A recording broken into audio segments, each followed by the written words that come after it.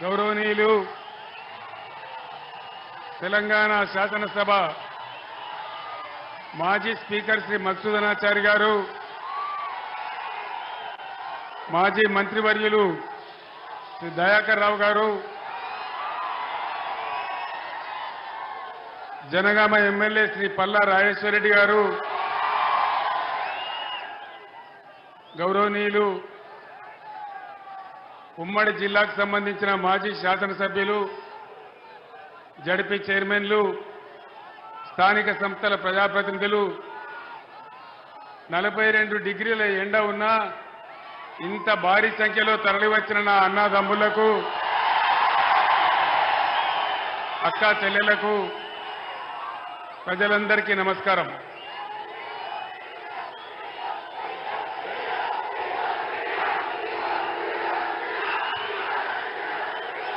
బంద్ చేయాలి ప్లీజ్. ఈరోజు ఇంకా పార్లమెంటుకు ఎలక్షన్లు జరుగుతూ ఉన్నాయి. మీ అందరికీ తెలుసు. చాలా చైతన్యం ఉన్నటువంటి వరంగల్ జిల్లాలో ఏ బాబు ఈ జెండా తీయవా?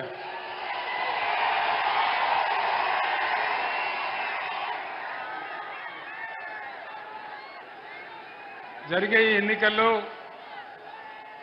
బీఆర్ఎస్ పార్టీ అభ్యర్థిగా హనుమకొండ జిల్లా పరిషత్ చైర్మన్, యువకుడు, ఉద్యమకారుడు, 20 ఏళ్లుగా నాతో పాటు ఉద్యమంలో ఉన్న సుధీర్ గారు పోటీ చేస్తా ఉన్నారు. తెలంగాణ చరిత్రకు, వైభవానికి ప్రతీక మన వరంగల్ జిల్లా. ఆనాడు ఉద్యమం జరిగే రోజుల్లో పోరుగల్లుగా మారితేనే కదా తెలంగాణ వచ్చింది. ఈ మట్టితో, ఈ చరిత్రతో నాది విడదీయరాని బంధం.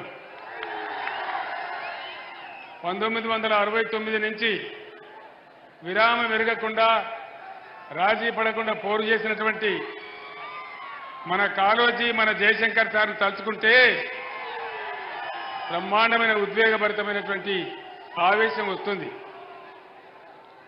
సమైక్యవాదుల పాలనలో మన వరంగల్ జిల్లా అన్ని విధాలా వెనుకబడ్డది. అజంజాయి మిల్లు ఆగమైపోయింది. అనేక రకాలుగా వెనుకబడి ఉండే బీఆర్ఎస్ పరిపాలనలో బ్రహ్మాండమైన కార్యక్రమాలు చేసుకున్నాం. అన్నిటిని మించినటువంటి ఆకాశమంత ఎత్తున మన వరంగల్ నడిబొడ్డున 24 అంతస్తులతో నిర్మితమైనటువంటి multi speciality, super speciality hospital నిర్మాణం చేసుకున్నాం. వరంగల్లో హెల్త్ యూనివర్సిటీ పెట్టుకున్నాం. మన పరకాల మాజీ ఎమ్మెల్యే ధర్మారెడ్డి గారి ఆధ్వర్యంలో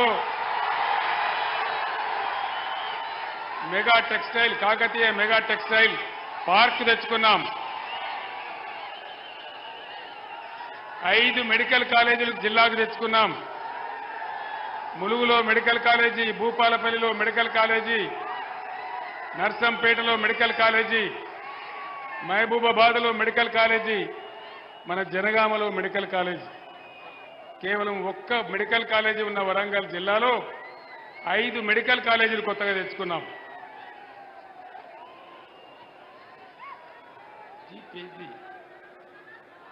ఇవన్నీ కూడా జరిగినాయి, మీ సాక్షిగానే జరిగినాయి. కానీ ఈనాడున్న ముఖ్యమంత్రి చాలా విచిత్రమైన మాటలు మాట్లాడతాడు. వరంగల్కు కాళేశ్వరం నీళ్లే రాలేదు అంటాడు. మరి మన నర్సంపేటలో, భూపాలపల్లిలో, మహబూబాబాద్లో, డోర్నకల్లో, పరకాలలో, వర్ధన్నపేటలో, పాలకుర్తిలో ఎక్కడి నుంచి వచ్చినాయి నీళ్లు? అంతకుముందు కాంగ్రెస్ రాజ్యంలో శ్రీరామ్ సాగర్ స్టేజ్ 2 అని చెప్తే దశాబ్దాలు గడిచినా బొట్టు నీళ్లు రాలేదు. మీ సహకారంతో మనం తెలంగాణ సాధించుకున్న తర్వాత కష్టపడి అన్నీ కంప్లీట్ చేసి మధ్యలో కాళేశ్వరం నిర్మాణం చేస్తే వరంగల్ జిల్లాకు నీళ్లు వచ్చినాయి. బ్రహ్మాండమైన పసిడి రాసులు లాంటి పంటలు పండినాయి. పంటలు పండని చోట బ్రహ్మాండమైన పంటలు పండినాయి. అదేవిధంగా ఈ ముఖ్యమంత్రికి తెలంగాణ చరిత్ర తెలియదు, భూగోళం తెలియదు.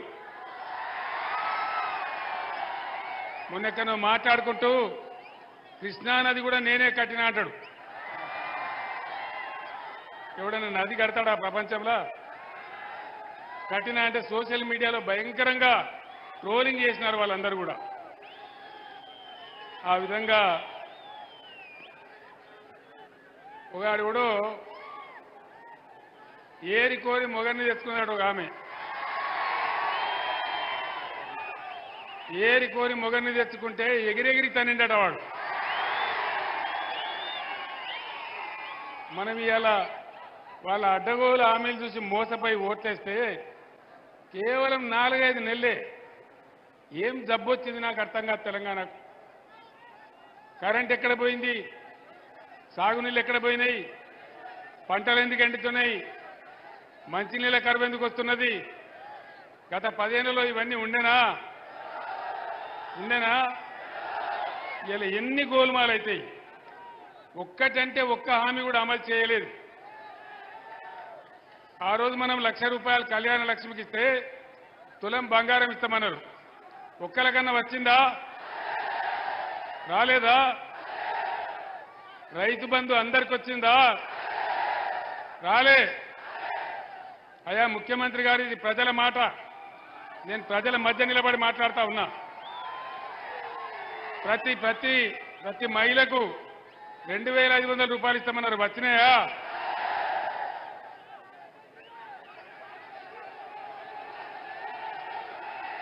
వస్తలేవా?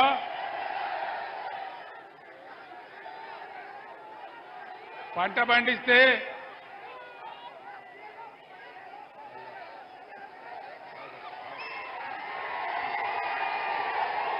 వద్దని చెప్తే వద్దాయా బాబు? వద్దాయా?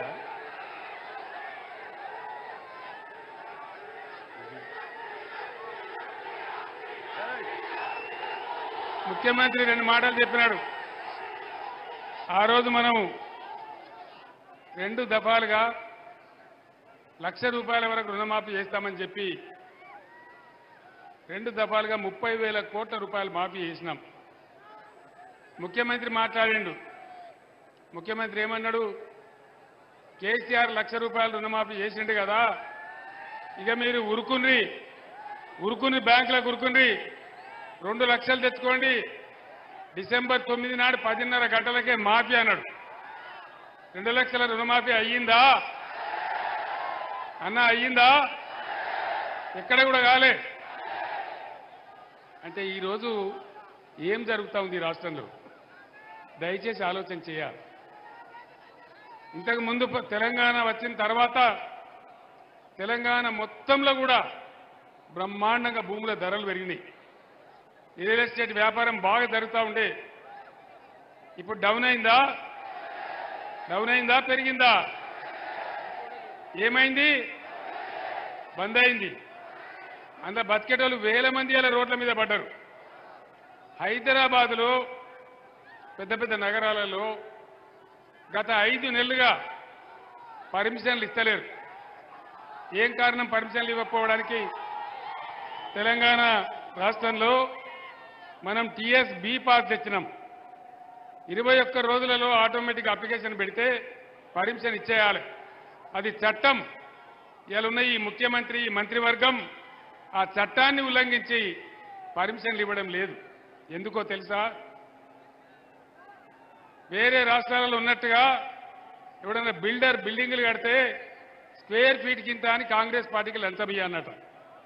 దానికోసం మొత్తం ప్రగతిని ఆపేసి, అభివృద్ధిని ఆపేసి ఇలా పర్మిషన్లు కూడా ఇవ్వడం లేదు. కంప్లీట్ అయిన బిల్డింగ్లకు కూడా ఆక్యుపెన్సీ సర్టిఫికెట్ ఇవ్వాలంటే ఇవ్వడం లేదు. ఇవన్నీ కూడా బండారం బయట పెడతాం. రేపో ఎల్లుండో డెఫినెట్గా మనం ముందుకు పోతాం. ఇక ఇంకొక పార్టీ ఈ ఎన్నికల్లో పోటీ చేసే మరొక పార్టీ బీజేపీ పార్టీ. అది చాలా ప్రమాదకరమైన పార్టీ. దానికి ఎంతసేపు పంచాయతీలు పెట్టించడు, విద్వేషం తప్ప బీజేపీ ఎజెండాలో ఎక్కడ కూడా ప్రజల కష్టసుఖాలు ఉండవు. అందుకోసం దయచేసి యువకులతో నేను కోరుతా ఉన్నా, వెర్రి ఆవేశం కాదు, పిచ్చే ఆవేశం కాదు. ఈ దేశం మీది, ఈ రాష్ట్రం మీది, రేపటి భవిష్యత్తు మీది. కాబట్టి మీరు ఆలోచించి, నేను చెప్తూనే ఉన్న ఆవేశం వద్దని మీరు అరుస్తున్నారు.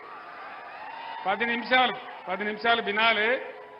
నేను వెళ్ళిన తర్వాత మీ బస్తీలలో, మీ ఊర్లలో డెఫినెట్గా విషయాలు చర్చ పెట్టాలి. బీజేపీ ఎజెండాలో ప్రజల కష్టసుఖాలు ఉంటాయా? 100 నినాదాలు చెప్పిండు మోడీ. బేటీ బచావో బేటీ పడావో ఎక్కడన్నా ఏమన్నా వచ్చిందా? జన్ ధన్ యోజన ఎవరి బ్యాంకులకు 5 రూపాయలు వచ్చినాయా? 10 ఏళ్ల కింద చెప్పిండు మోడీ, విదేశాలకు నల్లధనం అంతా తెస్తా, ఇంటికి 15 లక్షలు ఇస్తా. వచ్చినాయా ఎవరికన్నా? వినబడతలేదు. 15 రూపాయలు కూడా రాలే. అదేవిధంగా అమృత్ కాల్ వచ్చిందా? అమృత్ కాల్ వచ్చే దిన్ వచ్చిందా? వచ్చే దిన్ రాలేదు, కానీ సచ్చే దిన్ వచ్చింది. అంతేనా? ఈ విధంగా అనేక రకాలుగా మన కాజీపేటకు కోచ్ ఫ్యాక్టరీ కావాలని వస్తే దాన్ని ప్రధానమంత్రి రాష్ట్రానికి గుజరాత్కి ఎత్తుకొని పోయిండు ఆయన.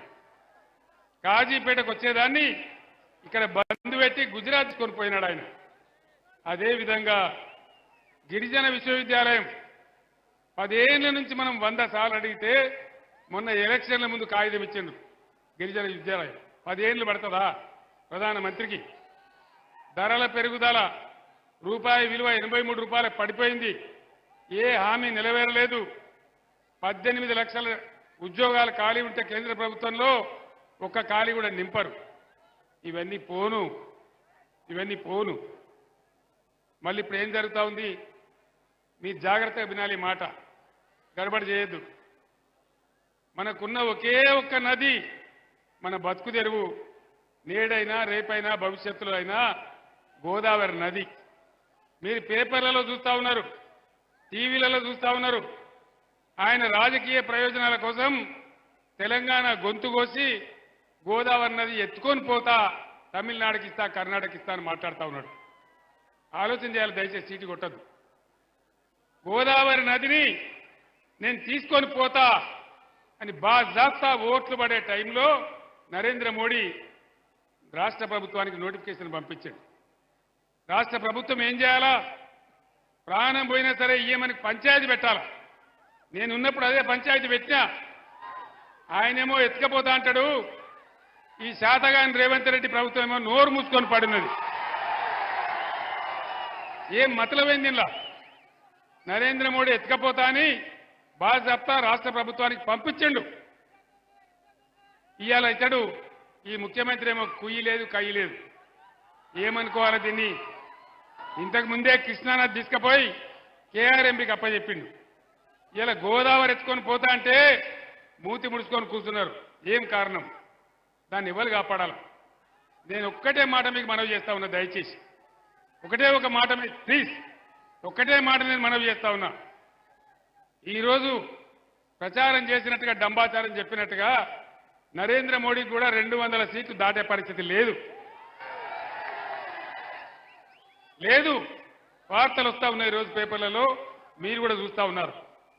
నేను మీ అందరిని ఒకటే కోరుతా ఉన్నా, ఈ మోకాలో ఇలా తెలంగాణలో పార్లమెంట్ సీట్లన్నీ మనమే గెలిస్తే పేగులు దిగేదాకా కొట్లాడేది ఒకటే ఒక పార్టీ, బీఆర్ఎస్ పార్టీ. 14-15 ఎంపీలతో మనం పోతే కేంద్ర ప్రభుత్వంలోనే హంగ్ పార్లమెంట్ వస్తే కీలకమైన పాత్ర పోషించే అవకాశం తెలంగాణకి ఈరోజు ఉంది. కాబట్టి దయచేసి మన గోదావరి కాపాడుకోవాలన్నా, మన కృష్ణ కాపాడుకోవాలన్నా, తెలంగాణకు రావాల్సిన నిధులు రాబట్టుకోవాలన్నా, మన ప్రాజెక్టులకు జాతీయ హోదా రావాలన్నా, నిరుద్యోగ సమస్య తీరాలన్నా, మన బతుకులు బాగుపడాలన్నా ఖచ్చితంగా ఇలా బీఆర్ఎస్ అభ్యర్థులే గెలవాలి. అదే తెలంగాణ క్షేమం. దయచేసి ఆలోచన చేయాలి. నేను చెప్పేది ఆశామాసి మాట కాదు. రైతు బంధు పోయిందా? కరెంటు బంద్ అయిందా? కోతలు వచ్చినాయా? వడ్లు కొంటున్నారా? బోనస్ ఇస్తున్నారా? బోనస్ బోగస్ అయిందా? మరి ఇన్ని మోసాలు చేసిన తర్వాత కూడా గోదావరి ఎత్తుకపోతా అనే బీజేపీకి కానీ లేదా మా వాగ్దానాలన్నీ భంగం చేసిన కాంగ్రెస్ కానీ ఓటేస్తే ఏమవుతుంది? మేమన్నీ మోసం చేసినా, మొన్న అసెంబ్లీలో చెప్పి 5 నెలల లోపల మోసం చేసినా మళ్ళా మాకే గుద్దిండ్రు అని అన్ని పండబెడతారు. కానీ ఈ కాంగ్రెస్ ప్రభుత్వం మెడలు వంచి నేను ఒక్కటే మాట చెప్తా, మీరు వినాలి. ఒక ఊళ్ళో 2 పాలెలకు పంచాయతీ పడుతుంది. ఏం చేస్తారు? వాదించడానికి ఆయన ఒక పంచును ఈయన ఒక పంచును పెట్టుకుంటారు. ఇలా తెలంగాణ ప్రజలకు కాంగ్రెస్ పార్టీకి పంచాయతీ పడ్డది. మరి తెలంగాణ ప్రజల తరఫున కొట్లాడే పంచి ఎవరు? నేనా? మొన్న పోయిన ఎలక్షన్ల మీరు నన్ను కింద పడగొట్టి మళ్ళీ ఇప్పుడు నన్ను పంచిగమ్మంటారు. నేనేనా? బీఆర్ఎస్ ఏనా? కొట్లాడదామా? యుద్ధం చేద్దామా? గోదావరిని కాపాడుకుందామా? కృష్ణా కాపాడుకుందామా? మళ్ళీ బీఆర్ఎస్ గవర్నమెంట్ లాగా బ్రహ్మాండంగా రైతు బంధు తెచ్చుకుందామా? కంటి నిండా కరెంటు తెచ్చుకుందామా? ఇవి జరగాలంటే సుధీర్ కుమార్ గెలవాలి. మీరు నాకు ఇచ్చే బలంతోనే కదా నేను కొట్లాడేది, నాకు ఇచ్చే శక్తితోనే కదా. కాబట్టి మీ అందరు నేను ఒకటే కోరుతా ఉన్నా, ఇక్కడ ఒక మనిషికి టికెట్ ఇచ్చినాం, ఉప ముఖ్యమంత్రి పదవి ఇచ్చినాం. ఎందుకు మారిపోయింది ఆయన పార్టీ? ఎందుకోసం మారింది పార్టీ? నేను ఒక్కటే మాట చెప్తా ఉన్నా, కడియం శ్రీహరి సరే నేను అనలేను, ఆ మాట నా నోట నేను అనలేను. కానీ ఆయన చేసిన మోసానికి శాశ్వతంగా ఆయన రాజకీయ జీవితం సమాధి చేసుకుంటే మనవి చేస్తా ఉన్నాం. ఇంకొక 3 నెలల్లో సుప్రీంకోర్టు తీర్పు ప్రకారం ఇంకొక 3 నెలల్లో స్టేషన్ గన్పూర్ కాన్స్టిట్యున్సీకి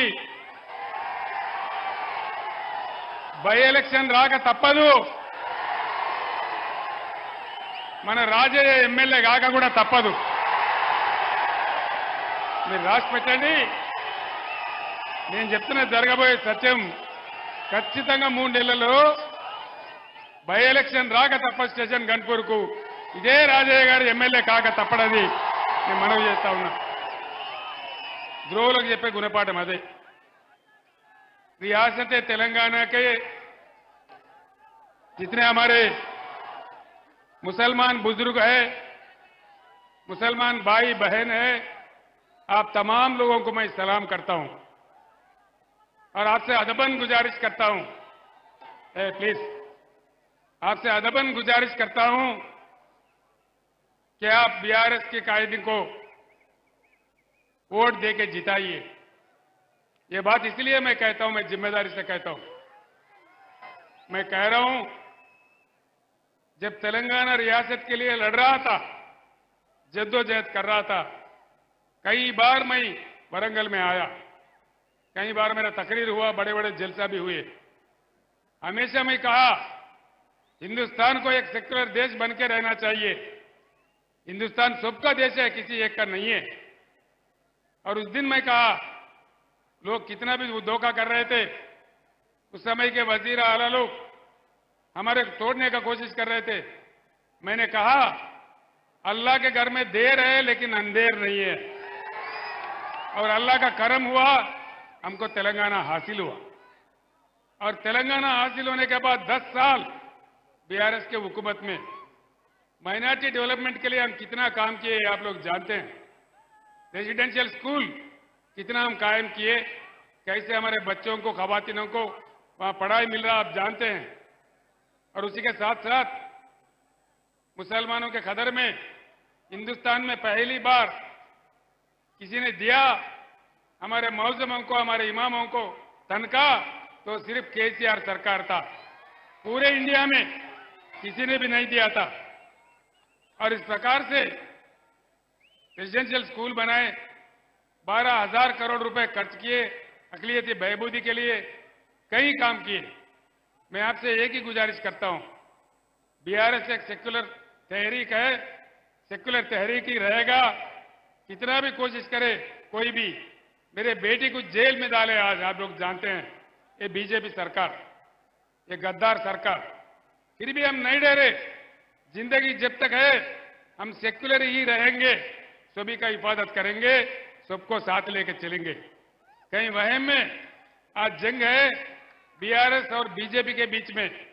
आप लोग अगर कहीं किसी के बात में जाके कांग्रेस को वोट डालेंगे तो बीजेपी एमपी जीतेंगे रियासत तेलंगाना से, इससे हमारा कोई फायदा नहीं। यहाँ बीजेपी का जड़ निकाल के फेंक देना चाहिए, उसको पैदा नहीं होना देना चाहिए। आज भी कौमी एग्जैक्टी का एक मीटिंग हो रहा था, उस पर बीजेपी वालों ने जाके हमला किया। ये क्या तरीका है? अगर इन चीजों को रोकना है, 10 साल बिना किसी दंगा के, बिना किसी फसाद के, अमन के साथ हमने रियासत को चलाया। मैं आपसे गुजारिश करता हूं, सोच लीजिए आप लोग, बीआरएस का तायद कीजिए, ताउन कीजिए और बीआरएस के रुकने असेंबली को जिताइए, इसे रुकने पार्लियामेंट को जिताइए। इसलिए मैं आपको गुजारिश करता हूं, कार के निशाने पे वोट डाल के आप लोग बीआरएस को कामयाब कीजिए। మిత్రులారా, మీ అందరికీ చేసేది నేను ఒకటే మనవి, ఈ యొక్క కాంగ్రెస్ గవర్నమెంట్ నేను అడిగినా, ఏమయ్యా ఇన్ని హామీలు ఇచ్చినారు, అమలు చేస్తలేరు, మన ప్రతినిధులు అడిగినారు అసెంబ్లీలో. అడిగితే ఏమంటాడు ముఖ్యమంత్రి, కేసీఆర్ నీ గుడ్లు వీకి నేను గోళీలు ఆడుకుంటా, నీ పీగులు దేశం నేను మెడలేసుకుంటా, ఆఖరికి నీ ముడ్డి మీద షెడ్డి కూడా గుంజుకుంటా. నేను 10 ఏళ్ళు ముఖ్యమంత్రిగా ఉన్నా, ఇటువంటి మాట ఎప్పుడన్నా విన్నరా నా నోట? కేసీఆర్ నిన్ను ఉంచబోయి చెర్లపల్లి జైలు వేస్తా, ఈ జైళ్లకు తోగమాటకు నేను భయపడతానా? కేసీఆర్ జైళ్లకు భయపడితే తెలంగాణ వచ్చేదా? వచ్చునా తెలంగాణ? ఎన్ని దెబ్బలు తిన్నాం, ఎన్ని నిరాహార దీక్షలు చేసినాం, ఎన్ని రాజీనామాలు చేసినాం, ఎన్నిసార్లు పదవులను ఎడమకాలు చెప్పులాగా ఇసిరేసినాం. మేము గట్ల భయపడితే తెలంగాణ వచ్చేదా? దయచేసి మీతో నా ప్రార్థన ఒకటే, బీఆర్ఎస్ కార్యకర్తలకు, అభిమానులకు నా మనవి, తెలంగాణ ఉద్యమం ఇంకా అయిపోలే, ఇంకా తెలంగాణ పునర్నిర్మాణం మిగిలి ఉన్నది, ఇంకా చాలా డెవలప్మెంట్ చేయాలి. డెవలప్మెంట్ అంటే ఎట్లా ఉంటుందో వరంగల్లో కట్టిన హాస్పిటల్ నిదర్శనం. ఆకాశమంతా ఎత్తున వీళ్ళందరూ కనబడతా ఉంది. అటువంటి ప్రతిభ ముందుకు పోవాలి, అటువంటి ప్రగతిలో తెలంగాణ రాష్ట్రం దూసుకుపోవాలంటే ఖచ్చితంగా బీఆర్ఎస్ పార్టీ గెలవాలి.